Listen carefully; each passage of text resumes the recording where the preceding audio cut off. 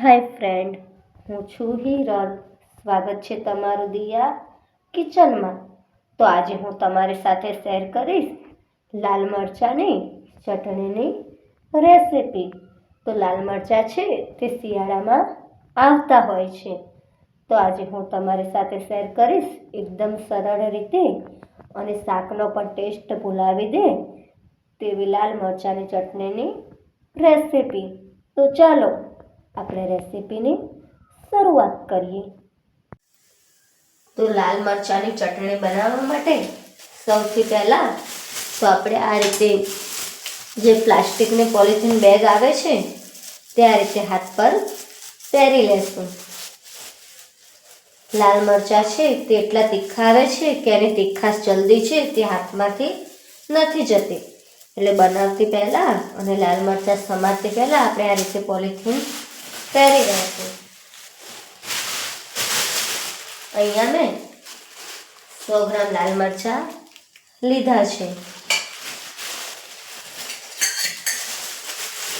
મરચાંને આપણે આ રીતે એક છે કે 4 કાપા પાડીશું.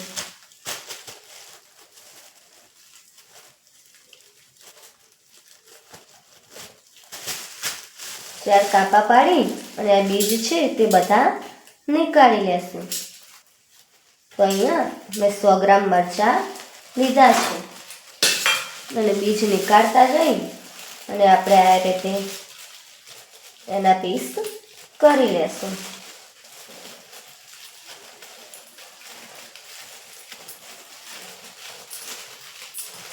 જો તમે આ રીતે પોલિથીન પહેરવાનું ભૂલી ગયા હોય અને ડાયરેક્ટ જ તમે લાલ મરચાં હાથમાં લીધા હોય તો તેની તીખાશ દૂર કરવા માટે તમારે ગોળવાળા પાણીથી હાથ ધોવાના છે. તો મરચાં છે તેની તીખાશ તરત જ જતી રહેશે. તો આ રીતે આપણે ત્રણેય મરચાં સમારી લેશું. તો મેં લાલ મરચાં છે તેને સમારી લીધા છે. તો હવે લાલ મરચાં છે તેને એક મિક્સર જારમાં એડ કરી લેશું. લાલ મરચાંને મિક્સર જારમાં એડ કરી અને આપણે તેમાં છે થોડું જીરું એડ કરીશું, થોડું મીઠું એડ કરીશું.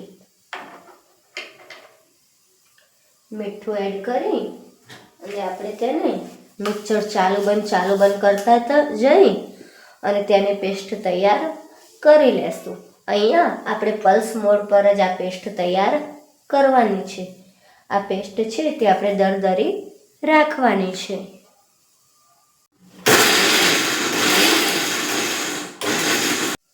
તો આ રીતે પેસ્ટ તૈયાર થાય એટલે હવે એમાં આપણે એક ગાંઠિયો લસણ એડ કરીશું. એક ગાંઠિયો લસણ છે જેને મેં ફોલી લીધું છે તે એડ કરીશ. થોડો ગોળ એડ કરીશ.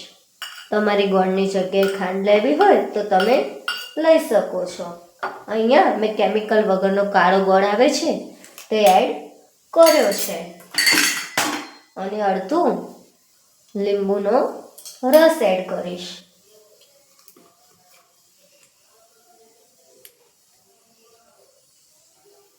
એમાં થોડા તલ એડ કરીશું અને થોડું છે તે ધાણા જીરું એડ કરીશું.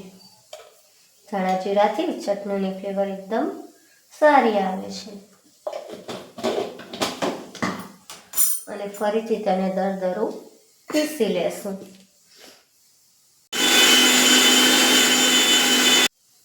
તો અહીંયા આ રીતની પેસ્ટ તૈયાર કરી લીધી છે. આપણે પેસ્ટ બનાવવામાં પાણીનો ઉપયોગ કરવાનો નથી. હવે આપણે આને વઘાર કરીશું. તો ચટણી વઘાર કરવા માટે 2 ચમચી આપણે ઘી લેશું.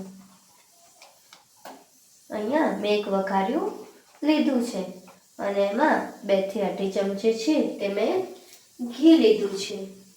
હવે આપણે ગેસ ચાલુ કરી લેશું. ઘીની જગ્યાએ તમારે તેલ લેવું હોય તો તમે લઈ શકો છો.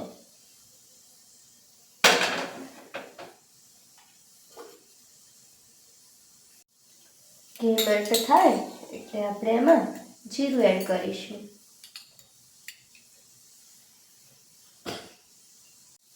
જીરું ચટકે એટલે આપણે એમાં હિંગ એડ કરીશું. હિંગ એડ કરી અને ગેસની આંચ ધીમી કરીશું એકદમ.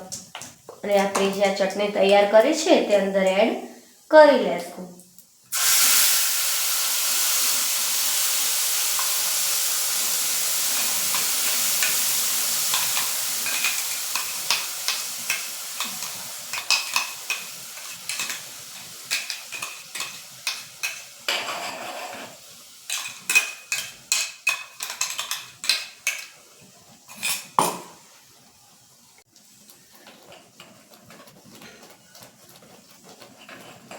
પેસ્ટ એડ કરી અને આપણે બરાબર મિક્સ કરી લેશું.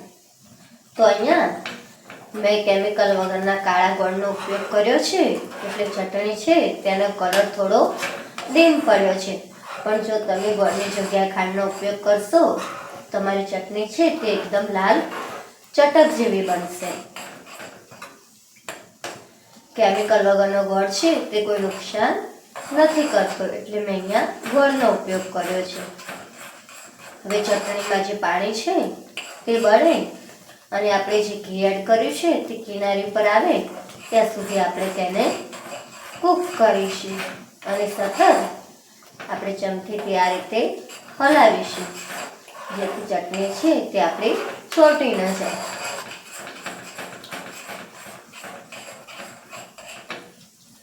ચટણીને સ્ટોર કરવાની વાત કરીએ તો 8 થી 10 દિવસ છે તે આપણે એમ સ્ટોર કરી શકીએ છીએ.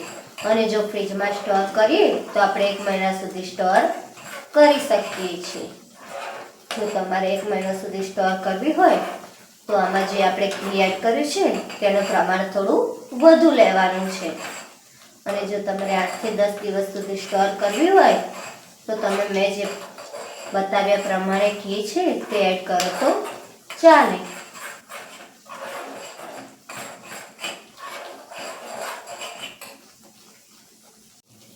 ચટણીનો વઘાર છે તે અહીંયા મેં ઘીમાં કર્યો છે. ઘીમાં ચટણીનો વઘાર કરવાથી આપણને એસિડિટી અને છાતીમાં બળવા જેવી સમસ્યાઓ નથી થતી. અને ઘી છે તે એકદમ ઠંડી તાસીર હોય છે એટલે મરચાંની તાસીર ગરમ હોવાથી આપણે ઘીમાં જો વઘાર કરીએ તો તે ઠંડક આપે છે. તો હવે આપણી ચટણી છે એનું બધું પાણી બળી ગયું છે અને કિનારી પર ઘી આવવા લાગ્યું છે. તો જ્યારે આ રીતે બબલ્સ બને એ સ્ટેજ પર આપણે એમાં થોડા તલ એડ કરીશું. તલ છે તે આપણે શેકેલા લેવાના છે.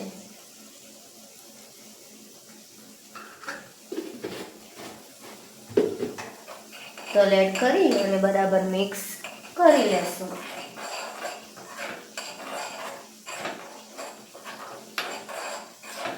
અને ગેસની આંચ છે તે બંધ કરી લેશું.